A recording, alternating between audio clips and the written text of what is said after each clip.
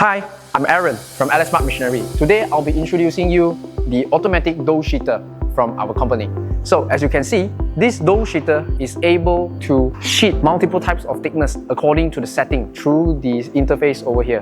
It is very easy to use with minimal training, where your workers are able to keep up to more than 100 types of products for the sheeting process, which requires sheeting or lamination process. This machine is able to save up your time while achieving professional results throughout the production process. Why is it so? Because this machine can achieve a thickness level of 0.1 mm, which signifies that the stability of the machine is extremely stable. During the process, multiple steps can be set as well in order to prevent the overspreading of butter during the lamination process. Hence, it also possesses an automatic flour sprinkler system where you are able to sprinkle flour at different timing and also position for the folding process.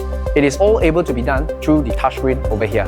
The dough sheeter is also suitable for small bakeries because the power usage of this machine is very small and it only requires a single-phase power supply at 220 volts, similar to the 3-pin socket you'll be using for your fridge or television.